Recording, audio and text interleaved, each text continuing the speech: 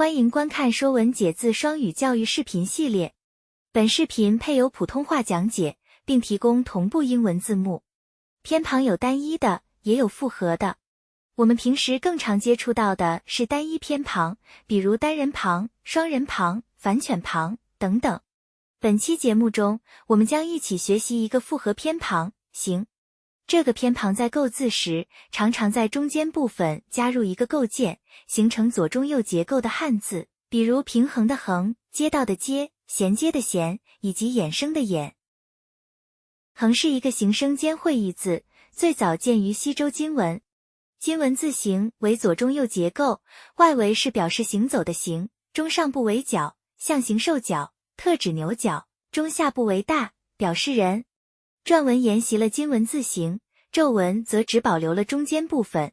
隶书中将篆文脚部下方的用简化为田，楷书则演变成了今天我们熟悉的横的字形。据《说文解字》记载，横，牛畜，横大木其角，意思是在牛角上绑横木，引牛拉车。远古时期，人们驯化了牛，并发明了牛车。为了防止牛用尖角伤人，便在牛角上绑一根较大的横木。有人认为，古代的行字既指道路，也引申为行走。人在行走时需要身体平稳，不能东倒西歪，而绑在牛角上的横木也必须保持水平，才能有效防护。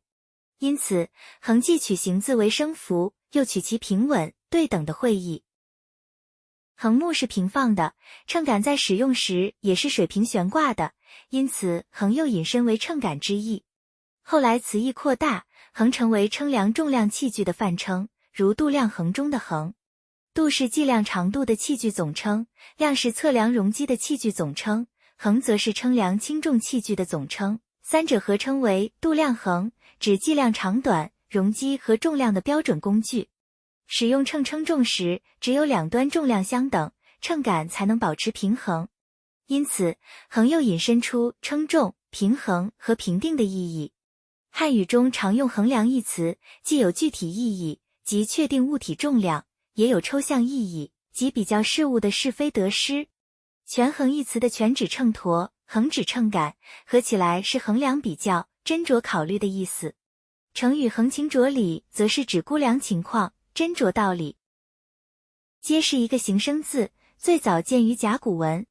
字形中间为归，作声旁，只是读音，外部为行，作形旁，表示与道路有关。行的古字形似四通八达的道路，突出街的本意。街一般指两旁有房屋或商店的宽阔道路，但直到汉代，这一称呼才广泛流行。此后，街一直作为城中大道的通称，并常用于道路命名。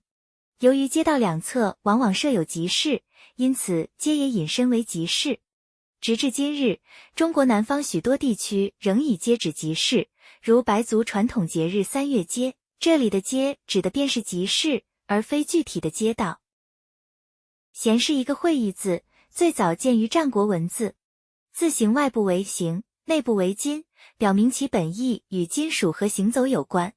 根据清代学者段玉裁在《说文解字注》中的解释，弦指的是马口中含着的金属小棒，这根小棒连接着缰绳，用来控制马的行进与停止，因此弦的本意是马脚子。在现代汉语中，弦的本意使用较少，更多用其引申义。因为马脚子是含在口中的，所以弦引申为口中含着东西，如动物或人嘴里衔物。进一步又引申为藏在心里，如嫌恨指怀恨在心，衔冤指含冤负屈。此外，衔还表示连接，如衔接，也用来指代行政、军事、学术系统中的职称或等级，如官衔、军衔、头衔等。衍是一个会意字，最早见于甲骨文。外部的形代表道路，引申为通道，中间是水或川，表示河流。两者结合，描绘了水流在河道中畅通无阻的样子。金文字形中，中间清晰地画出河流形象。到战国时期，字形基本固定，小篆阶段中部改写为水，隶书、楷书中则演变为今天常见的三点水。衍的本意是百川归海，引申为延展、蔓延。